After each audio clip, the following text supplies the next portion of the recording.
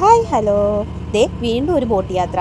ഇത് പെരുമ്പളത്തേക്കല്ല കേട്ടോ, വൈക്കത്തേക്കാണ്. വൈക്കത്തപ്പനെ കാണാൻ വേണ്ടിയിട്ട് വൈക്കം മഹാദേവ ക്ഷേത്രത്തിൽ കോടി അർച്ചനയും വടക്കുപുറത്തുപാട്ടും നടക്കുവാണേ. 12 വർഷത്തിൽ ഒരിക്കലാണ് കേട്ടോ ഇത് നടക്കുന്നത്. വൈകിട്ട് ഒരു 4:30 ആയപ്പോൾ വീട്ടിൽ നിന്ന് ഇറങ്ങി ബാനുട്ടിയുടെ എക്സാം കഴിയട്ടെ എന്ന് ഓർത്ത് വെയിറ്റ് ചെയ്തിരിക്കുമായിരുന്നു. വൈക്കത്തമ്പലത്തിൽ കോടി അർച്ചനയും വടക്കുപുറത്തുപാട്ടും നടക്കുവാണ് കേട്ടോ. ബോട്ട് ഇറങ്ങിയിട്ട് ഒരു ഓട്ടോയ്ക്കാണ് കേട്ടോ അമ്പലത്തിലേക്ക് പോയത്. നടക്കാനുള്ള ദൂരേ ഉള്ളൂ, എന്നാലും പതിയെ നടന്നെത്തുമ്പോൾ ലേറ്റ് ആയാലോ എന്നോർത്ത് ഓട്ടോയ്ക്ക് കയറിയപ്പോഴേക്കും ബാനുട്ടിക്ക് വൈവിൻകുട്ടനും ഭയങ്കര സന്തോഷം. ഇവർക്ക് രണ്ടുപേർക്കും ബസ്സിലും ഓട്ടോയിലും ഒക്കെ പോകാൻ വലിയ ഇഷ്ടമാണ്.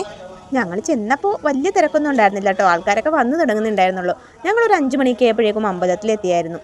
ചെന്ന പുറകെ ആദ്യം തന്നെ നേരെ അകത്ത് കയറി തൊഴുതു കേട്ടോ. നന്നായിട്ട് തൊഴാൻ പറ്റിയ തിരക്ക് അധികം ഇല്ലാഞ്ഞുകൊണ്ട് തന്നെ പെട്ടെന്ന് തൊഴുതിറങ്ങാനും പറ്റും. ഐവിൻകുട്ടൻ്റെയും ബാനുട്ടിയുടെയും കാര്യം പിന്നെ പറയണ്ടല്ലോ, ആ മണ്ണിൽ അങ്ങനെ ഓടി കളിച്ച് നടക്കുമായിരുന്നു രണ്ടുപേരും. ഐവിൻകുട്ടനാണെങ്കിൽ പൊടി പറത്തി നടക്കുമായിരുന്നു. തിരക്കില്ലാന്ന് പറഞ്ഞാൽ ഒട്ടും ഇല്ലാന്നല്ല കേട്ടോ, അത്യാവശ്യം ആൾക്കാരൊക്കെ ഉണ്ടായിരുന്നേ. ഇതാ ഇവിടെ വടക്കോർത്തുപാട്ടിന്റെ കളം ഒരുക്കാനുള്ള സ്ഥലം റെഡിയാക്കുവാണ് കേട്ടോ. അത് കുറച്ച് ദിവസം കൂടി കഴിഞ്ഞിട്ടാണ്. ഇപ്പോൾ അർച്ചന നടക്കുവാണേ. ഓരോ നാളിനുമാണ് കേട്ടോ ഓരോ ദിവസത്തെ അർച്ചന. ഇന്ന് ചതയനാളിന്റെ അർച്ചന ആയിരുന്നു. ഞങ്ങൾ അവിടെയൊക്കെ നടന്ന് തൊഴുതേ. അല്ലെങ്കിലും വൈകുന്നേര സമയത്ത് അമ്പലത്തിൽ പോകാൻ നല്ല രസമാണല്ലേ, ഒരു ചെറിയ കാറ്റും നല്ലൊരു പ്രത്യേക ഫീൽ അല്ലേ. ബാനുട്ടി ഐവിൻകുട്ടനും നന്ദികേശനോട് രഹസ്യം പറയാൻ പോയിട്ടുണ്ട് കേട്ടോ. എപ്പോൾ അമ്പലത്തിൽ ചെന്നാലും രണ്ടുപേർക്കും രഹസ്യം പറയണം. എന്നിട്ട് വന്ന് എന്നോട് പറയും കേട്ടോ എന്താണ് രഹസ്യം എന്ന്. ഞാനും പറഞ്ഞിട്ടുണ്ട് ഒരു കുഞ്ഞു രഹസ്യം, എന്താണെന്ന് ഇപ്പോൾ പറയുന്നില്ല കേട്ടോ. എന്നാൽ ഐവിൻകുട്ടൻ പറഞ്ഞ രഹസ്യം എന്താണെന്ന് ഞാൻ പറയട്ടെ. അവനൊരു ഐസ്ക്രീം കഴിക്കണമെന്ന്. കുഞ്ഞു മനസ്സിൽ ഇതുപോലെ കുഞ്ഞു കുഞ്ഞു കാര്യങ്ങളല്ലേ വരുള്ളൂ. കുറച്ച് സമയം കൂടി അമ്പലത്തിൽ തന്നെ ഇരുന്നിട്ട് സന്ധ്യാകാറായപ്പോഴേക്കും ഞങ്ങൾ ഇറങ്ങിയപ്പോൾ തൊട്ട് ഐവിൻകുട്ടന് ഭയങ്കര ദാഹം. അയ്യോ എനിക്ക് ഇച്ചിരി വെള്ളം കുടിച്ചാൽ മതിയെന്ന്.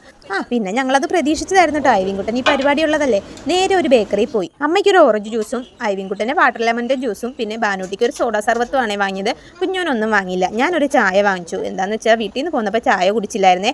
വൈകി ഇറങ്ങിയെന്ന് പറഞ്ഞാലും ഞാനുണ്ടല്ലോ ഇന്ന് 1-2 സ്ഥലത്ത് പോകാനുള്ളതുകൊണ്ട് ഉച്ചക്ക് ചോറ് കഴിച്ചില്ലായിരുന്നേ. ആ സമയത്ത് ഒരു ഷേക്ക് കുടിച്ചു. ചോറ് വീട്ടിൽ വന്നിട്ട് കഴിക്കാമെന്ന് വിചാരിച്ചിരുന്നിട്ട് വന്നപ്പോഴേക്കും എനിക്ക് വിശക്കുന്നുണ്ടായിരുന്നില്ല, അതുകൊണ്ട് കഴിച്ചില്ല. പക്ഷേ ഒരു 3 മണി കഴിഞ്ഞപ്പോഴേക്കും ചോറെടുത്ത് കഴിക്കുകയും ചെയ്തു. വേണ്ടായിരുന്നു എന്ന് പിന്നീടാണ് തോന്നിയത്.